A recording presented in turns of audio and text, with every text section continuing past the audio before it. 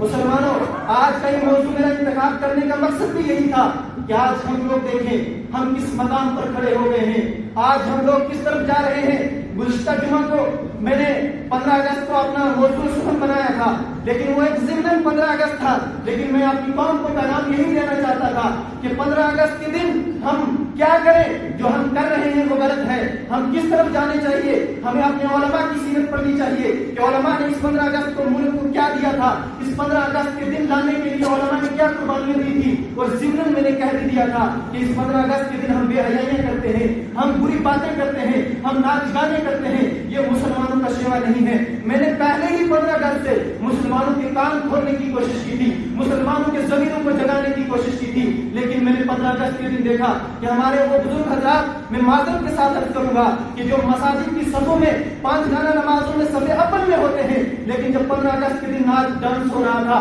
جب 15 اگست کے دن گانے بجائے جا رہے تھے، ڈھول دھماکہ ہو رہا تھا، وہی بزرگ حضرات سفید ریش لیے ہوئے اس صف میں بھی صف اول میں تھے۔ کہ آج میں نے 15 اگست کے دن دیکھا کہ میرے وہ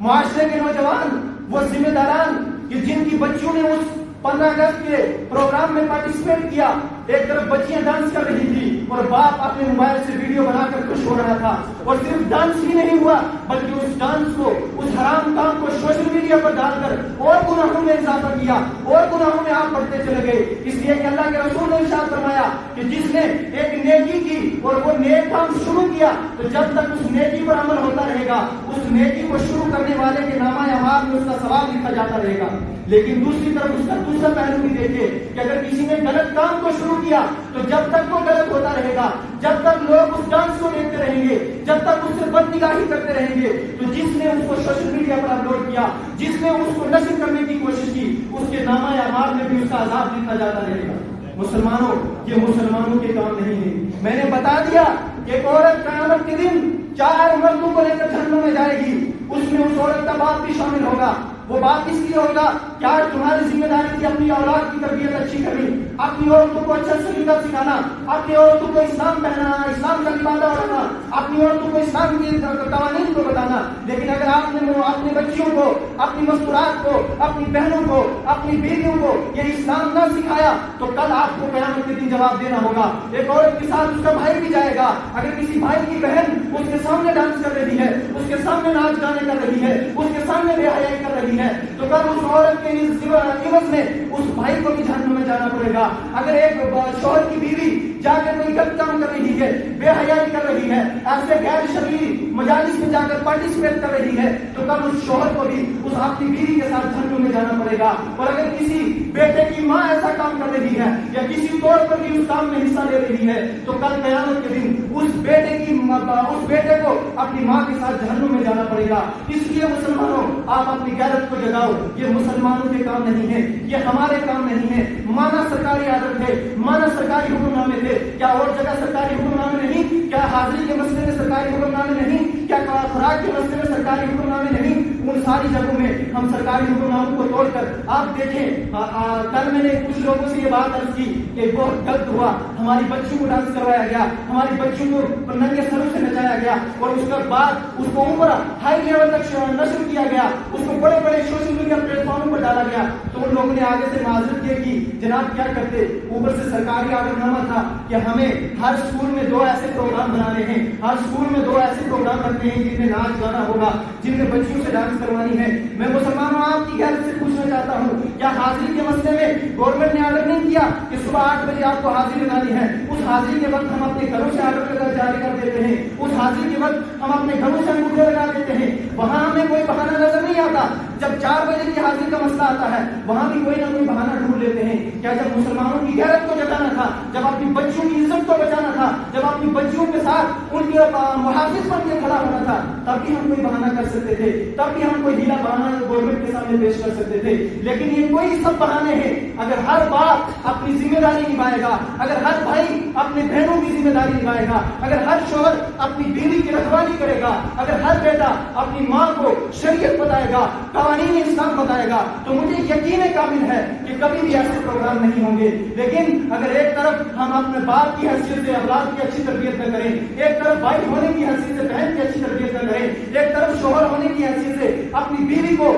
خراب کاموں سے باز نہ کریں، ایک طرف بیٹا ہونے کی حیثیت سے ماں کو اچھے احکام نہ سکھائیں، تو یہ ممکن ہی نہیں کہ یہ تمام برائیاں ہمارے درمیان سے ختم ہو سکے۔ اس لیے مسلمانوں، جو ہونا تھا وہ ہو گیا، جو اس سے پہلے ہو چکا، اب سب لوگ اس سے اپنے دل کو، اپنے ضمیر کو جھنجھوڑیں کہ ہم کس طرف جا رہے ہیں، ہم کس کے مشن پر چلنے کی کوشش کر رہے ہیں، ہم کس کے حکم نامے کو جاری کر رہے ہیں۔ اللہ کے رسول نے، اللہ نے ارشاد فرمایا تھا کہ تمہارے لیے رسول کونین صلی اللہ علیہ وسلم کی زندگی بہترین نمونہ عمل ہے۔ آج ہمیں کیوں ضرورت ہے ایسے اصول بنانے کی کہ ہم دنیاوی اصول کو لے کر اپنی زندگی گزارے، جب اللہ نے خود ارشاد فرمایا کہ ہمارے رسول کی زندگی ہمارے لیے بہترین نمونہ عمل ہے۔ ہمیں کیا رسول کی زندگی میں نہیں ملتا؟ صبح کیسے اٹھنا ہے ہمیں رسول نے بتایا، صبح ہمیں اٹھ کر کیا کرنا ہے ہمیں رسول نے بتایا، ہمیں کھانا کیسے کھانا ہے رسول نے بتایا، اولاد کی تربیت کیسے کرنی ہے رسول نے بتایا۔ ہر چیز کے مسئلے میں آقائے کائنات نے جب ہماری رہنمائی کر لی تو ہمیں مغربی اصولوں کو پڑھنے کی کیا ضرورت ہے،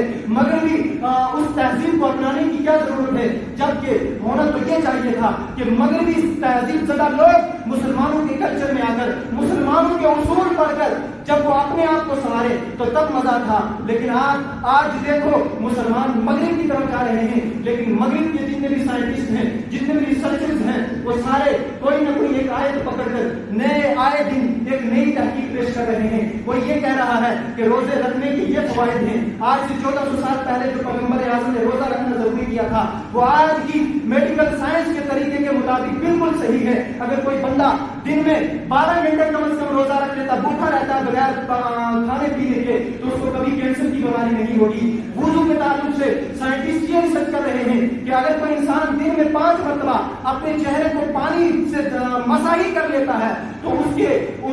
جو اعضائے خاص ہیں ان میں کبھی رنگت تبدیل نہیں ہوگی، ان میں کبھی دھوپ کے اثر سے جو دھوپ کی بیماریاں ہوتی ہیں وہ کبھی نہیں آئے گی۔ ایک طرف دوسرے لوگ ہمارے قرآن کو پڑھ کر ہمیں اس قرآن کا آئینہ دکھا رہے ہیں، اور ایک طرف ہم مسلمان ہیں کہ قرآن کو چھوڑ کر ہم غیروں کی طرف جا رہے ہیں، غیروں کی چیزوں کو ہم اپنے درمیان لا رہے ہیں، اور پھر کہتے ہیں سارا قصور مولیوں کا ہے، سارا قصور عالموں کا ہے، سارا قصور داڑھی رکھنے والوں کا ہے۔ یہ اچھی بات ہی نہیں بتاتے، یہ اچھا ہمیں دین کی رہبری نہیں کرتے۔ اور کتنی رہبری یہ تعلیم کرے گا؟ 1 گھنٹہ اگر ہم مسجد میں دیتے ہیں تو 2 منٹ زیادہ ہو جائیں انگلیاں اٹھنے لگ جاتی ہیں کہ 2 منٹ زیادہ ہو گئے، خطبہ بند کیا جائے، خطبہ شروع کیا جائے، اذان کہی جائے۔ لیکن دوسری طرف جب ایسے پروگرام ہوتے ہیں، صبح 8 بجے میرے بزرگ جاتے دیکھے، 4 بجے تک ہمارے بزرگوں کو وہاں 2 منٹ کی نظر نہیں آئی۔ 4 بجے تک ہمارے وہ